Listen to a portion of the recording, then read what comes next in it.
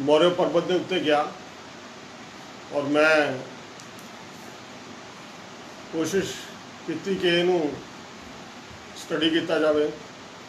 जो मैं ये उत्ते अपना गहराई के नाल ध्यान लगाया तो बहुत मैनू नवीं गल्लां सीखण नूं मिलियां जिहड़ियां कि अज तक मैनू नहीं सी पता। और मैं चाहुंदा कि खुदा दा आत्मा वो जिहड़ियां गल्लां वो तुहानूं भी सिखावे। सो आओ असीं अज वचन वाल चलीए। उत्पत्ति की किताब 22 बाब पढ़िए।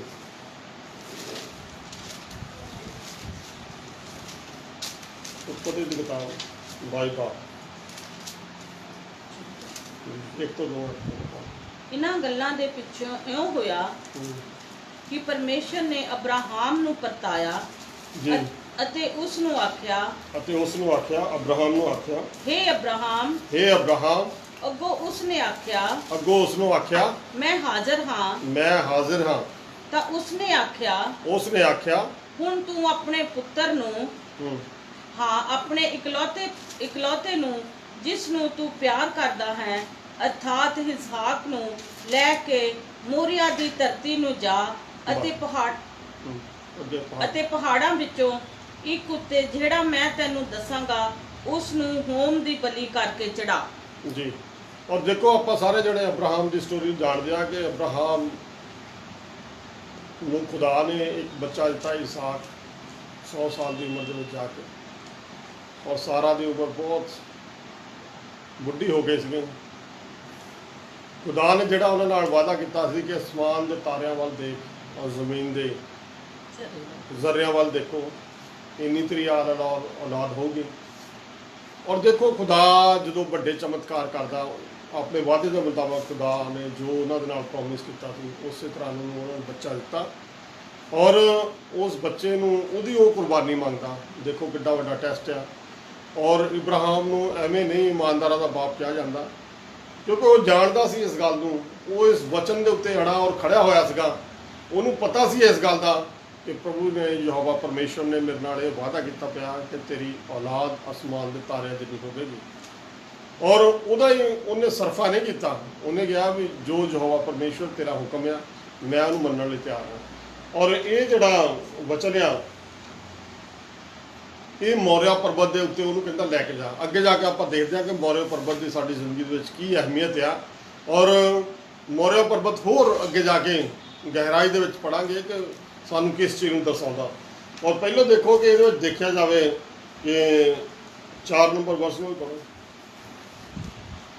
तां तीजे दिन अब्राहम ने अपना अखां चुक के उस थां नूं दूरों दिठा। ਜਿਹੜੇ ਥਾਂ ਨੂੰ ਉਹ ਕਹਿੰਦਾ ਅਬਰਾहम ने उस थां वाल चक के देखा अखा चुक के देखा।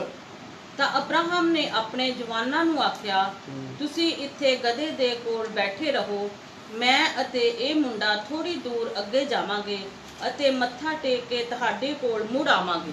ਜੀ ਇੱਥੇ ਦੱਸਦੇ ਕਿ ਜਿਹੜਾ ਅਬਰਾहम ਆ ਉਹ 2 ਜਵਾਨਾਂ ਨੂੰ ਨਾਲ ਲੈ ਕੇ ਗਿਆ और उन्होंने कहता कि तुसी हुण इत्थे अटको मैं और मेरा लड़का इसहाक अगे जावांगे उस मौर्य पर्वत के उत्ते और थोड़े समय दे विच असीं वापस आवांगे। शायद पढ़िए। अब्राहम ने होम दी बलि ਦੀਆਂ ਲੱਕੜੀਆਂ ਲੈ ਕੇ ਆਪਣੇ ਪੁੱਤਰ ਇਸਹਾਕ ਨੂੰ ਚੁਕਾ ਦਿੱਤੀਆਂ। अब्राहम ने अपने पुत्र ਨੂੰ ਜਿਹੜੀਆਂ होम ਦੀ बलि ਦੀਆਂ ਲੱਕੜੀਆਂ ਲੈ ਕੇ ਗਿਆ ਸੀ ਉਹਨੂੰ इसहाक ਨੂੰ ਚੁਕਾ ਦਿੱਤੀਆਂ। ਹਾਂਜੀ ਅਤੇ ਆਪਣੇ ਹੱਥ ਵਿੱਚ ਅਗਨੀ ਅਤੇ ਛੁਰੀ ਫੜ ਲਈ। अपने हाथ में अग्नि और छुरी फाड़ ली। हाँ जी ਅਤੇ ਦੋਵੇਂ ਇਕੱਠੇ ਤੁਰੇ ਗਏ। दोवें इकट्ठे तुरे गए। ਤਾਂ ਇਸਹਾਕ ਨੇ ਆਪਣੇ ਪਿਤਾ ਅਬਰਾਹਮ ਨੂੰ ਆਖਿਆ इसहाक ने अपने पिता अब्राहम ਨੂੰ आख्या ਪਿਤਾ ਜੀ ਉਸ ਆਖਿਆ ਪੁੱਤਰ ਕੀ ਗੱਲ ਹੈ। जी ਉਸਨੇ ਆਖਿਆ ਵੇਖ ਅਗਨੀ ਅਤੇ ਲੱਕੜੀਆਂ ਤਾਂ ਹਨ ਪਰ ਹੋਮ ਬਲੀ ਲਈ ਲੇਲਾ ਕਿੱਥੇ ਹੈ। लेला कित्थे आ मेरे अजीजो अज असीं ये जिहड़ा वचन है सारा अब्राहम की जिहड़ी तस्वीर है वो यहोवा परमेश्वर नूं दर्शाउंदी आ। इसहाक की जिहड़ी तस्वीर है वो प्रभु यीशु मसीह नूं दर्शाउंदी आ। और रिबका की जिहड़ी तस्वीर आ वो कलीसिया नूं दर्शाउंदी आ। और मेरे अजीजो अज असीं इन्हां वचनां वल चलांगे गहराई नाल देखांगे कि जिहड़ा 6 बाब दे उन्हें कहा कि लकड़ी ਉਹਨੂੰ ਚੁਕਾ ਦਿੱਤੀਆਂ इसहाक ਨੂੰ। जिस तरह प्रभु यीशु मसीह ने सलीब नूं चक्किया लक्कड़ नूं उस तरह इसहाक ने भी उस लकड़ी नूं चक्किया।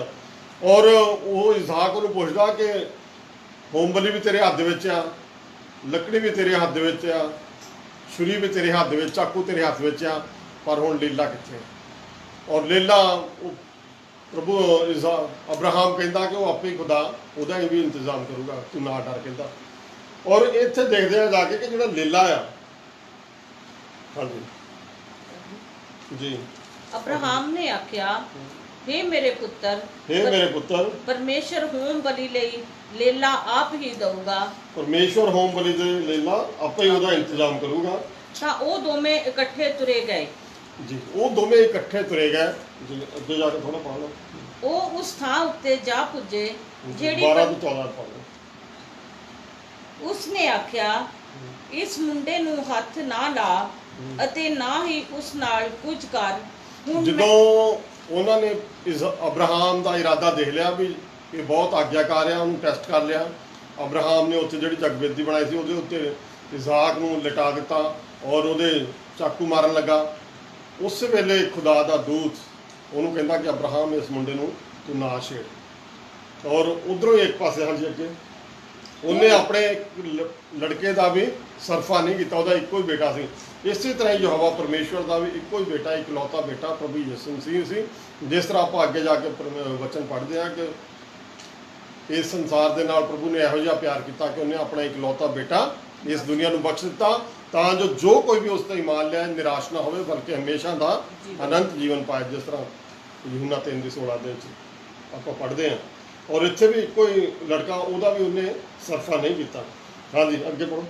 ਹੁਣ ਮੈਂ ਜਾਣ ਗਿਆ ਹਾਂ ਕਿ ਤੂੰ ਪਰਮੇਸ਼ਵਰ ਤੋਂ ਪੈ ਖਾਂਦਾ ਹੈ, ਤੂੰ ਪਰਮੇਸ਼ਵਰ ਦਾ ਡਰ ਖੌਫ ਰੱਖਦਾ ਹੈ ਔਰ ਉਹਦੀ ਆਗਿਆਕਾਰੀ ਦੇ ਵਿੱਚ, ਉਹਦੀ ਵਫਾਦਾਰੀ ਦੇ ਵਿੱਚ, ਉਹਦੀ ਤਾਬੇਦਾਰੀ ਦੇ ਵਿੱਚ ਤੂੰ ਚੱਲਣ ਵਾਲਾ ਮਨੁੱਖ ਹੈ। ਹਾਂਜੀ, ਕਿਉਂ ਜੋ ਤੈਂ ਆਪਣੇ ਪੁੱਤਰ ਆਪਣੇ ਇਕਲੌਤੇ ਪੁੱਤਰ ਦਾ ਵੀ ਮੇਥੋਂ ਸਰਫਾ ਨਹੀਂ ਕੀਤਾ। ਤੂੰ ਆਪਣੇ ਇਕਲੌਤੇ ਪੁੱਤਰ ਦਾ ਵੀ ਮੇਰੇ ਤੋਂ ਸਰਫਾ ਨਹੀਂ ਕੀਤਾ। ਐਵੇਂ ਨਹੀਂ ਉਹਨੂੰ ਇਮਾਨਦਾਰਾਂ ਦਾ ਬਾਪ ਕਿਹਾ ਜਾਂਦਾ। ਹਾਂਜੀ ਅੱਗੇ।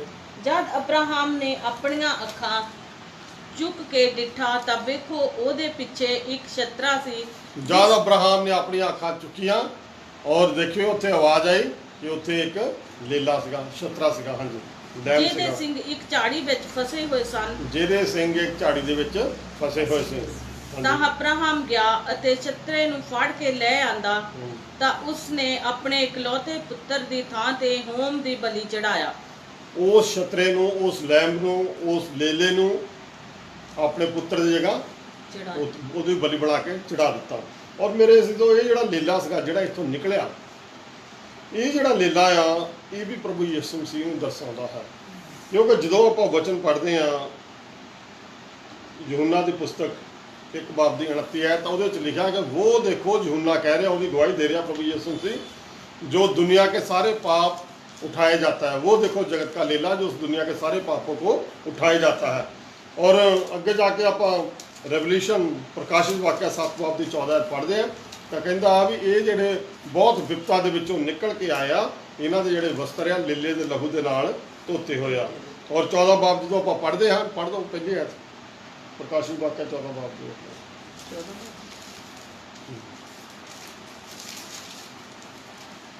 प्रकाशित वाक्य 14 बाब के मैं निगाह की ਤਾਂ ਕੀ ਵੇਖਦਾ ਹਾਂ ਕਿ ਲੇਲਾ ਸਿਯੋਨ ਦੇ ਪਹਾੜ ਉੱਤੇ ਖਲੋਤਾ ਹੈ। ਲੇਲਾ ਸਿਯੋਨ ਦੇ ਪਹਾੜ ਦੇ ਉੱਤੇ ਖਲੋਤਾ ਹੈ, ਮਤਲਬ ਲੈਂਬ। ਹਾਂਜੀ। ਅਤੇ ਉਹਦੇ ਨਾਲ 1,44,000 ਸਨ ਜਿਨ੍ਹਾਂ ਦੇ ਮੱਥੇ ਉੱਤੇ ਉਹਦਾ ਨਾਮ ਅਤੇ ਉਹਦੇ ਪਿਤਾ ਦਾ ਨਾਮ ਲਿਖਿਆ ਹੋਇਆ ਹੈ। ਉਹ 1,44,000 ਜਿਹੜੇ ਲੋਕ ਆ ਉਹਨਾਂ ਦੇ ਉੱਤੇ ਉਹਦੇ ਪਿਤਾ ਦਾ ਉਹਦਾ ਨਾਮ ਲਿਖਿਆ ਹੋਇਆ। ਇਹ ਵੀ ਸਾਨੂੰ ਮਤਲਬ ਜਿਹੜੇ ਲੇਲੇ ਦੀ ਤਸਵੀਰ ਆ ਇਹ ਵੀ ਪ੍ਰਭੂ ਯਿਸੂ ਮਸੀਹ ਨੂੰ ਦਰਸਾਉਂਦੀ ਹੈ। ਔਰ ਮੇਰੇ ਜੋ ਜਿਹੜਾ ਇੱਥੇ ਸਾਰਾ ਇਹ ਸਿਸਟਮ ਆ ਜਾਂ ਸਾਰਾ ਕੁਛ ਜਿਹੜਾ ਹੈਗਾ ਇਹ ਅਬਰਾਹਮ ਇੱਥੇ ਯਹੋਵਾ ਪਰਮੇਸ਼ਵਰ ਦੀ ਤਸਵੀਰ ਨੂੰ ਦੱਸਦਾ ਹੈ, ਇਜ਼ਾਕ ਪ੍ਰਭੂ ਯਿਸੂ ਮਸੀਹ ਨੂੰ, ਔਰ ਰਿਬਕਾ ਜਿਹੜੀ ਆ ਉਹ ਦੁਲਹਨ ਨੂੰ ਦਰਸਾਉਂਦੀ ਹੈ। ਔਰ ਇਹ ਜਿਹੜਾ ਲੇਲਾ ਆ ਇਹ ਵੀ ਪ੍ਰਭੂ ਯਿਸੂ ਮਸੀਹ ਨੂੰ ਦਰਸਾ ਰਿਹਾ। ਹੁਣ ਅਗਲਾ ਪੁਆਇੰਟ ਆਪਾਂ ਦੇਖਦੇ ਹਾਂ ਕਿ ਇਹ ਮੌਰਿਆ ਪਰਬਤ ਦੀ ਹੋਰ ਕੀ ਅਹਿਮੀਅਤ ਆ। दूसरा इतिहास 3 बाब की 1 आयत पढ़िए। दूसरा इतिहास 3 बाब की 1 आयत।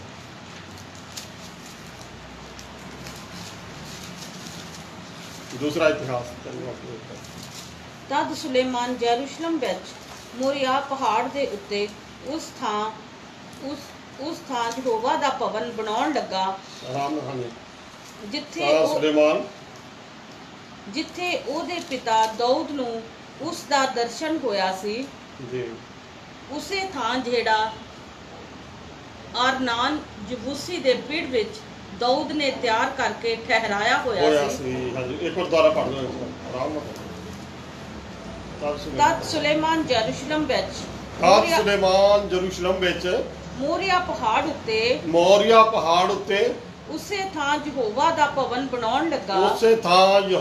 ਭਵਨ ਬਣਾਉਣ ਲੱਗਾ ਮੇਰੇ ਅਜ਼ੀਜ਼ੋ ਕਿਉਂਕਿ ਉਹੀ ਮੋਰੀਆ ਪਹਾੜ ਆ ਜਿੱਥੇ ਇਸਾਕ ਦੀ ਕੁਰਬਾਨੀ ਨਹੀਂ ਹੋਈ ਬਲਕਿ ਉਸ ਲੇਲੇ ਦੀ ਕੁਰਬਾਨੀ ਹੋਈ ਜਿਹੜਾ ਕਿ ਪ੍ਰਭੂ ਯਿਸੂ ਮਸੀਹ ਨੇ ਉਹਨਾਂ ਦੇ ਲਈ ਮੁਹੱਈਆ ਕੀਤਾ ਸੀ ਇੰਤਜ਼ਾਮੀ ਖੁਦਾ ਉਹਨਾਂ ਲਈ ਉਹ ਛਤਰੇ ਦਾ ਲੈਂਬ ਦਾ ਇੰਤਜ਼ਾਮ ਕੀਤਾ ਸੀਗਾ ਉਹ ਉਸੇ ਪਹਾੜ ਦੇ ਉੱਤੇ ਇਹ ਜਿਹੜਾ ਆ ਸੁਲੇਮਾਨ ਨੇ ਪ੍ਰਭੂ ਯਹੋਵਾ ਪਰਮੇਸ਼ਵਰ ਦੀ ਹੈਕਲ ਬਣਾਈ ਸੀ ਇਹ ਉਹ ਹੈਕਲ ਆ ਇਹ ਮੋਰੀਆ ਪਹਾੜ ਦੇ ਉੱਤੇ ਬਣਾਈ ਸੀਗੀ ਔਰ ਅੱਗੇ ਚੱਲ ਕੇ ਆਪਾਂ ਹੋਰ ਵੀ ਦੇਖਾਂਗੇ ਕਿ ਜਿਹੜੀਆਂ ਗਲਗੱਤਾ ਦੀ ਪਹਾੜੀ ਆ ਉਹ ਵੀ ਮੋਰੀਆ ਪਰਬਤ ਦੇ ਵਿੱਚ ਹੀ ਹੈ ਔਰ ਯੂਹੰਨਾ ਦੀ ਪੁਸਤਕ 19 ਬਾਬ ਦੀ 17 ਆਇਤ ਪੜ੍ਹੀਏ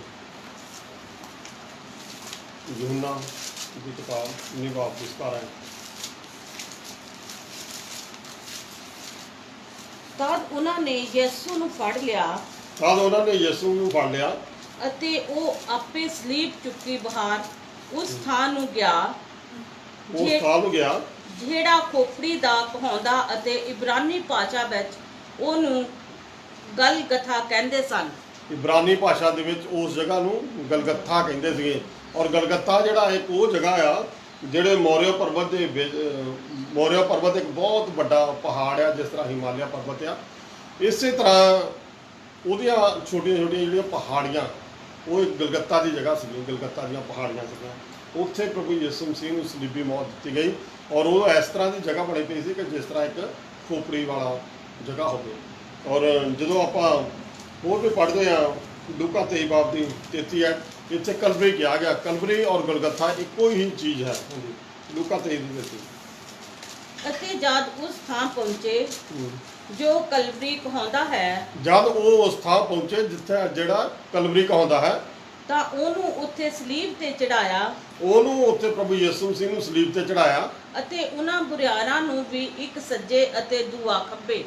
ਇੱਕ ਡਾਕੂ ਸੱਜੇ ਤਾਂ ਇੱਕ ਖੱਬੇ ਜਦੋਂ ਆਪਾਂ ਉੱਪਰ ਪੜਿਆ ਤੇ ਅਬਰਾਹਮ ਵੀ ਉਹਦੇ ਨਾਲ ਦੋ ਜਵਾਨਾਂ ਨੂੰ ਲੈ ਕੇ ਗਿਆ ਸੀਗਾ ਔਰ ਜਿਹੜਾ ਇਸਹਾਕ ਦੀ ਤਸਵੀਰ ਆ ਉਹ ਵੀ ਪ੍ਰਭੂ ਯਿਸੂ ਮਸੀਹ ਨੂੰ ਹੀ ਦਰਸਾਉਂਦੀ ਹੈ ਔਰ ਉਧਰ ਉਹਨੇ ਲੱਕੜੀਆਂ ਚੱਕੀਆਂ ਇੱਧਰ ਪ੍ਰਭੂ ਯਿਸੂ ਮਸੀਹ ਨੇ ਸਲੀਬ ਚੱਕੀ ਆ ਔਰ ਇਹ ਸਾਰੀਆਂ ਗੱਲਾਂ ਇਸਹਾਕ ਦੀ ਜਿਹੜੀ ਤਸਵੀਰ ਆ ਉਹ ਪ੍ਰਭੂ ਯਿਸੂ ਮਸੀਹ ਵੱਲ ਹੀ ਇਸ਼ਾਰਾ ਕਰਦੀ ਹੈ ਹਾਂਜੀ ਔਰ ਜਦੋਂ ਆਪਾਂ ਹੋਰ ਪੜ੍ਹਦੇ ਹਾਂ ਮਤੀ ਰਸੂਲ ਦੀ ਕਿਤਾਬ 27 ਬਾਬ ਦੀ 33 ਆਇਤ ਉਹ 'ਚ ਵੀ ਇਹੀ ਆ ਮਰਕਜ਼ 15 ਬਾਬ ਦੀ 22 ਆਇਤ ਉਹਦੇ ਵਿੱਚ ਵੀ ਇਹੀ ਆ ਔਰ ਮੇਰੇ ਅਜ਼ੀਜ਼ੋ ਉਹ ਜਿਹੜਾ ਉੱਥੇ ਜਦੋਂ ਖੁਦਾ ਦੇ ਦੂਤ ਨੇ ਆਣ ਕੇ ਅਬਰਾਹਮ ਨੂੰ ਰੋਕਿਆ ਕਿ ਤੂੰ ਇਸ ਲੜਕੇ ਨੂੰ ਕੁਛ ਨਾ ਕਹਿ ਉਹ ਜਿਹੜਾ ਦੂਤ ਸੀਗਾ ਉਹ ਪ੍ਰਭੂ ਯਿਸੂ ਮਸੀਹ ਸੀਗਾ ਪ੍ਰਭੂ ਯਿਸੂ ਮਸੀਹ ਉਹਦੇ ਰੂਪ ਦੇ ਵਿੱਚ ਆਇਆ ਸੀਗਾ ਔਰ ਮੇਰੇ ਜਦੋਂ ਆਪਾਂ ਹੋਰ ਵੀ ਜਾ ਕੇ ਗਹਿਰਾਈ ਦੇ ਨਾਲ ਬਚਨ ਪੜ੍ਹਦੇ ਮੈਨੂੰ ਇਹਨਾਂ ਗੱਲਾਂ ਦਾ ਬਿਲਕੁਲ ਪਤਾ ਨਹੀਂ ਸੀਗਾ ਕਿ ਮੋਰੀਆ ਪਰਬਤ ਦੇ ਉੱਤੇ ਹੀ ਇਸਹਾਕ ਦੀ ਕੁਰਬਾਨੀ ਲਈ ਉਹਨੂੰ ਕਿਹਾ ਗਿਆ ਸੀਗਾ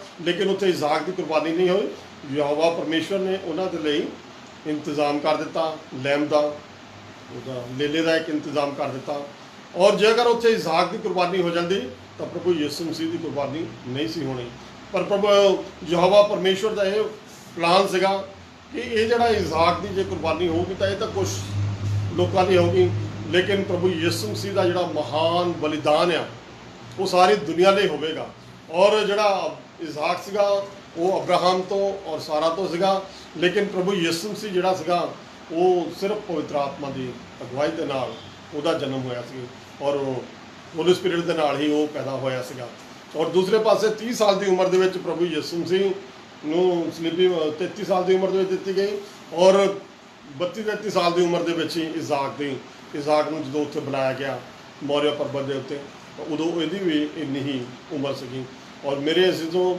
ਇਹ ਵਚਨਾਂ ਨੂੰ ਅਸੀਂ ਬਹੁਤ ਖਿਆਲ ਦੇ ਨਾਲ ਪੜ੍ਹਨਾ ਹੈ ਇੱਧਰ ਫਿਜ਼ੀਕਲ ਰੂਪ ਦੇ ਵਿੱਚ ਹੈ ਔਰ ਇੱਧਰ ਪ੍ਰਭੂ ਯਿਸੂ ਮਸੀਹ ਨੇ ਆਪਣਾ ਮਹਾਨ ਬਲੀਦਾਨ ਦੇ ਕੇ ਸਾਡੇ ਤੁਹਾਡੇ ਲਈ ਸਵਰਗ ਦਾ ਰਸਤਾ ਖੋਲ੍ਹ ਦਿੱਤਾ ਹੈ ਔਰ ਪ੍ਰਭੂ ਯਿਸੂ ਮਸੀਹ ਦੇ ਮਹਾਨ ਬਲੀਦਾਨ ਨੂੰ ਤੁਸੀਂ ਹਮੇਸ਼ਾ याद रखना है ਉਹਦੇ ਉਸ ਪਵਿੱਤਰ ਲਹੂ ਨੂੰ ਕਿ ਮੇਰੇ ਔਰ ਤੁਹਾਡੇ ਲਈ ਪ੍ਰਭੂ ਯਿਸੂ ਮਸੀਹ ਨੇ ਆਪਣਾ ਪਾਕ ਤੇ ਪਵਿੱਤਰ ਲਹੂ ਵਹਾਇਆ। ਔਰ ਉਹ ਦੱਸਿਆ ਜਾਂਦਾ ਕਿ ਉਹਦਾ ਜਿਸਮ ਇਦਾਂ ਸੀਗਾ ਕਿ ਜਿਸ ਤਰ੍ਹਾਂ ਖੇਤ ਦੇ ਵਿੱਚ ਆਪਾਂ ਹਾਲ ਫੇਰ ਦਿੰਦੇ ਆ। ਔਰ ਇੱਕ ਵੀ ਜਗ੍ਹਾ ਨਹੀਂ ਸੀ ਜਿੱਥੇ ਪ੍ਰਭੂ ਯਿਸੂ ਮਸੀਹ ਦੇ ਜ਼ਖਮ ਨਹੀਂ ਸੀਗੇ। ਔਰ ਪ੍ਰਭੂ ਯਿਸੂ ਮਸੀਹ ਦੇ ਇਸ ਮਹਾਨ ਬਲੀਦਾਨ ਨੂੰ ਤੁਸੀਂ ਚੇਤੇ ਰੱਖਣਾ ਹੈ। ਔਰ ਹਰ ਰੋਜ਼ ਜਦੋਂ ਤੁਸੀਂ ਦੁਆ ਪ੍ਰਾਰਥਨਾ ਕਰਨੀ ਹੈ ਆਪਣੇ ਮਾਈਂਡ ਦੇ ਵਿੱਚ ਪ੍ਰਭੂ ਯਿਸੂ ਮਸੀਹ ਦੀ ਸਲੀਬ ਨੂੰ ਔਰ ਉਹਦੀ ਸਲੀਬੀ ਮੌਤ ਨੂੰ ਹਮੇਸ਼ਾ ਯਾਦ ਰੱਖਣਾ ਹੈ ਕਿ ਕਿਸ ਤਰ੍ਹਾਂ ਉਹਨੇ ਆਪਣਾ ਬਲੀਦਾਨ ਦੇ ਕੇ ਮੈਨੂੰ ਔਰ ਤੁਹਾਨੂੰ ਇਸ ਪਾਪ ਦੀ ਦੁਨੀਆ ਤੋਂ ਛੁਡਾਇਆ ਹੈ। ਔਰ ਮੇਰਾ ਔਰ ਤੁਹਾਡਾ ਪ੍ਰਭੂ ਯਿਸੂ ਮਸੀਹ ਨੇ ਮੁੱਲ ਦਿੱਤਾ ਹੈ। ਔਰ ਮੇਰੇ ਅਜ਼ੀਜ਼ੋ ਇਹਨਾਂ ਬਚਨਾਂ ਨੂੰ ਹਮੇਸ਼ਾ ਤੁਸੀਂ ਆਪਣੇ ਮਨ ਦੇ ਵਿੱਚ ਆਪਣੇ ਹਿਰਦੇ ਦੇ ਵਿੱਚ ਜਮ੍ਹਾਂ ਰੱਖਣਾ ਹੈ। ਔਰ ਇੱਕ ਵਚਨ ਹੋਰ ਪੜ੍ਹੀਏ ਗਲਾਤੀਆਂ ਦੀ ਕਿਤਾਬ 3 ਬਾਬ ਦੀ 8 ਹੈ। ਗਲਾਤੀਆਂ ਦੀ ਪੁਸਤਕ 3 ਬਾਬ ਦੀ 8 ਹੈ। ਅਤੇ ਧਰਮ ਪੁਸਤਕ ਨੇ ਅੱਗਿਓਂ ਇਹ ਵੇਖ ਕੇ ਕਿ ਪਰਮੇਸ਼ਰ ਪਰਾਈਆਂ ਕੌਮਾਂ ਨੂੰ ਨੇਚਾ ਦੇ ਰਾਹੀਂ ਧਰਮੀ ਠਹਿਰਾਏਗਾ।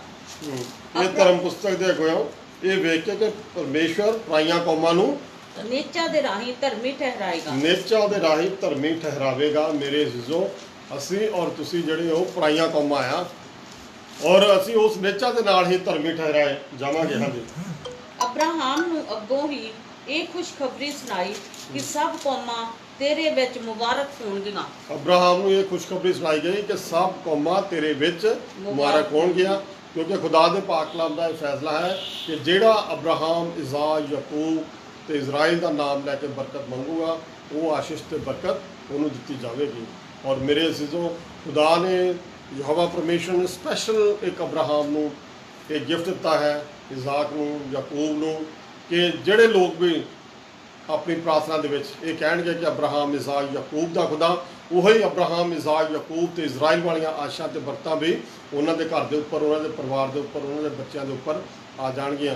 ਔਰ ਮੇਰੇ ਅਜ਼ੀਜ਼ੋ ਇਸ ਮੋਰਿਆ ਪਰਬਤ ਨੂੰ ਹਮੇਸ਼ਾ ਤੁਸੀਂ ਯਾਦ ਰੱਖਣਾ ਹੈ। ਪਹਿਲੋਂ ਇਜ਼ਾਕ ਦਾ ਕੁਰਬਾਨੀ ਉੱਥੇ ਹੋਣਾ ਸੀ ਲੇਕਿਨ ਨਹੀਂ ਹੋਈ। ਉੱਥੇ ਪ੍ਰਭੂ ਯਿਸੂ ਯਹੋਵਾ ਪਰਮੇਸ਼ਰ ਨੇ ਇੱਕ ਲੇਲੇ ਦਾ ਇੰਤਜ਼ਾਮ ਕਰ ਦਿੱਤਾ। ਔਰ ਮੋਰਿਆ ਦੂਸਰਾ ਕਿ ਮੋਰਿਆ ਪਰਬਤ ਦੇ ਉੱਤੇ ਹੀ ਸੁਲੇਮਾਨ ਬਾਦਸ਼ਾਹ ਨੇ ਜਿਹੜੀ ਪ੍ਰਭੂ ਯਹੋਵਾ ਪਰਮੇਸ਼ਰ ਦੀ ਹੈਕਲ ਬਣਾਈ ਸੀ ਉਹ ਹੈਕਲ ਮੋਰਿਆ ਪਰਬਤ ਦੇ ਉੱਤੇ ਹੈ। ਔਰ ਜਦੋਂ ਪ੍ਰਭੂ ਯਿਸੂ ਮਸੀਹ ਨੇ ਆਪਣਾ ਮਹਾਨ ਬਲੀਦਾਨ ਦਿੱਤਾ ਔਰ ਉਹ ਵੀ ਗਲਗੱਤਾ ਦੀ ਪਹਾੜੀਆਂ ਦੇ ਉੱਤੇ, ਉਹ ਵੀ ਸਥਾਨ ਮੋਰਿਆ ਪਰਬਤ ਦੇ ਬਿਲਕੁਲ ਨਾਲ ਹੈ। ਹਿਮਾਲਿਆ ਮੋਰਿਆ ਪਰਬਤ ਦੇ ਨਾਲ ਹੀ ਹੈ, ਉਹਦੇ ਲਾਗੇ ਸੀਗਾ। ਔਰ ਇਹ ਜਰੂਸ਼ਲਮ ਤੋਂ 700 ਮੀਟਰ ਦੂਰ ਸੀਗਾ। ਔਰ ਮੇਰੇ ਅਜ਼ੀਜ਼ੋ ਪ੍ਰਭੂ ਯਿਸੂ ਮਸੀਹ ਦੇ ਮਹਾਨ ਬਲੀਦਾਨ ਨੂੰ ਤੁਸੀਂ ਆਪਣੇ ਯਾਦ ਰੱਖਣਾ ਹੈ। ਔਰ ਅੱਜ ਇਹੋ ਜਿਹਾ ਯੁੱਗ ਚੱਲ ਰਿਹਾ ਕਿ ਜਿਹੜਾ ਪ੍ਰਭੂ ਯਿਸੂ ਮਸੀਹ ਦਾ ਨਾਂ ਲਊਗਾ ਸਿਰਫ ਉਹ ਹੀ ਬਚਾਇਆ ਜਾਊਗਾ, ਕਿਉਂਕਿ ਪ੍ਰਭੂ ਯਿਸੂ ਮਸੀਹ ਹੀ ਸਾਡਾ ਮੁਕਤੀਦਾਤਾ ਉଦ୍धारकर्ता ਪਰਮੇਸ਼ਵਰ ਹੈ। ਉਸ ਤੋਂ ਇਲਾਵਾ ਹੋਰ ਕੋਈ ਪਰਮੇਸ਼ਵਰ ਨਹੀਂ ਜੋ ਸਾਨੂੰ ਮੁਕਤੀ ਦੇ ਸਕੇ, ਜੋ ਸਾਨੂੰ ਨਜਾਤ ਦੇ ਸਕੇ, ਜੋ ਸਾਨੂੰ ਨਿਸਤਾਰਾ ਦੇ ਸਕੇ ਔਰ ਜਿਹੜਾ ਸਾਨੂੰ ਮੁਕਤੀ ਦੇ ਸਕੇ। ਔਰ ਮੇਰੇ ਅਜ਼ੀਜ਼ੋ ਇਹਨਾਂ ਬਚਨਾਂ ਦੇ ਨਾਲ ਖੁਦਾ ਤੁਹਾਨੂੰ ਬਹੁਤ ਸਾਰੀ ਆਸ਼ੀਸ਼ ਤੇ ਬਰਕਤ ਦੇਵੇ। ਆਮੀਨ।